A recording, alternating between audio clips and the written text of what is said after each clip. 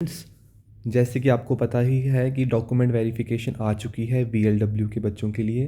तो जिन बच्चों ने इसको क्रैक किया है और जिनकी डॉक्यूमेंट वेरिफिकेशन आई है उनको बहुत ही बहुत कॉन्ग्रेट्स।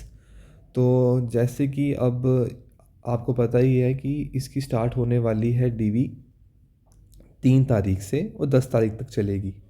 तो आपको क्या चीज़ें ज़रूरत है इसमें, कौन से डॉक्यूमेंट लेके जाने, कैसे लेके जाने हैं, वो मैं आज इस वीडियो में बताऊंगा। क्योंकि मेरे कुछ फ्रेंड्स भी गए थे जो 3 तारीख को या 4 तारीख को गए थे अपनी डीवी करवाने, तो उनका एक्सपीरियंस कैसा था मैं वो भी बताऊंगा आपको।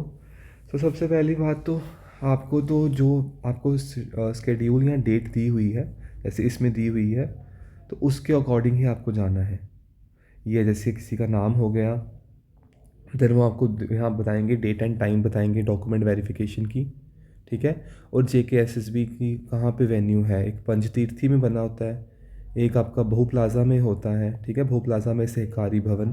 तो उसके अकॉर्डिंग में आपको बताएंगे वो, ठीक है। देन आपको कौन से डॉक्यूमेंट लेके जाने हैं।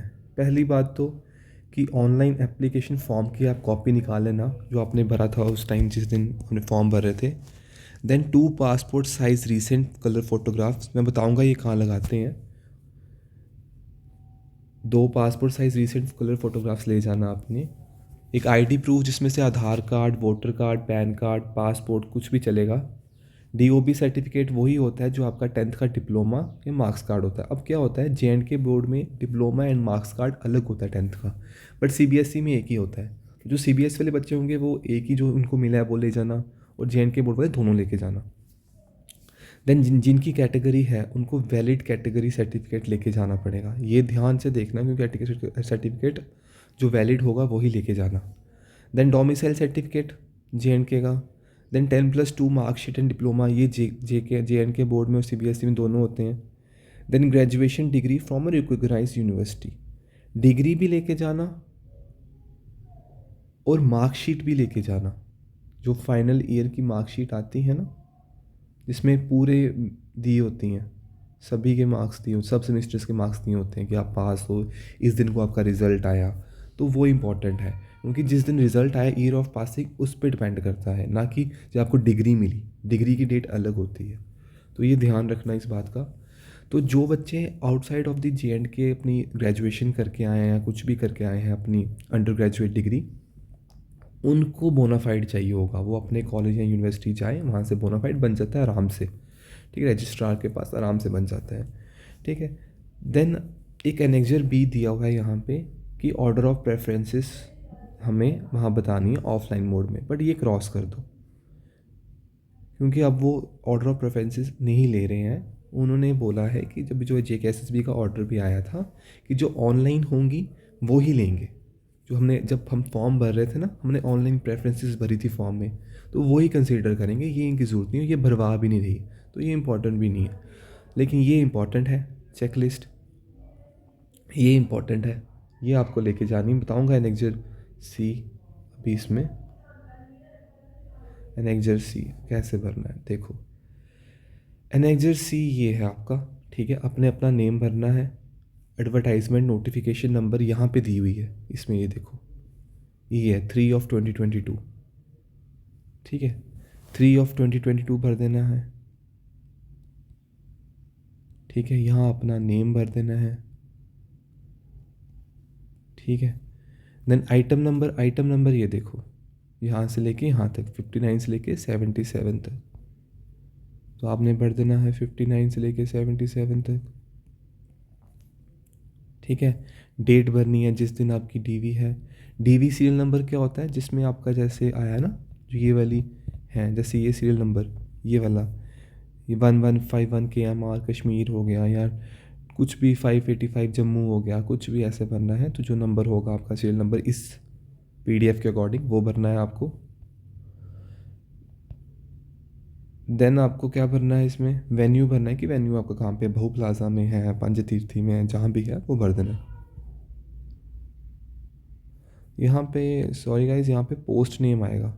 जैसे पोस्ट नेम क्या होगा इसमें, थोड़ी सी मिस्टेक होगी, यहाँ पे आएगा पोस्ट नेम पंचायत सेक्रेटरी, सुनने में भी अच्छा लगता है VLW से,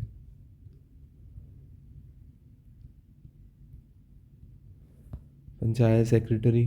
फिर आपने अपने यहाँ नेम भरना है, XYZ जो भी आपका नेम होगा, फादर का name, date of birth, roll number कौन सा जो आपको मिला हुआ है। जैसे रोल नंबर यहाँ पे भी देते हैं, ये जो है ना, ये जो है ये रोल नंबर्स हैं, ये रोल नंबर्स हैं सभी। तो ये रोल नंबर्स भरना है, और इसके आगे जो नंबर दिए हैं वो क्या हैं, वो एप्लीकेशन आईडीज़ हैं। वो एप्लीकेशन आईडीज़ भरनी है यहाँ पे, ठीक है ना। ये रोल नंबर भर देना, यहाँ एप्लीकेशन आईडी भर देनी है। देन रिजर्व्ड कैटेगरी अगर आपकी है तो वो कौन सी है बताना ही। जैसे अगर ओपन मेरिट है तो ओपन मेरिट लिख दो, ठीक है। अब यहाँ पे आ जाओ। अब यहाँ पे डोमिसाइल सर्टिफिकेट, आपको डेट कब मिली आपने डेट लिखनी है, ठीक है। ये वैलिड शैलिड ये आपने नहीं लिखना, ये वाले जो कॉलम है ये आपने नहीं लिखने। आपने सिर्फ लिखना है, ऐसे तहसीलदार ने दिया, तहसीलदार कुछ भी, कोई भी, जम्मू हो गया, जम्मू साउथ हो गया, सुचेतगढ़ हो गया, जो भी, वो लिख देना है। देन क्वालिफिकेशन सर्टिफिकेट्स आपने लिखने हैं यहाँ पे। जैसे पहले क्या हो, पहले आप लिखोगे, इसका फॉर्मेट ध्यान देना, 10th की मार्कशीट, ठीक है, और अपना डिप्लोमा, ठीक है।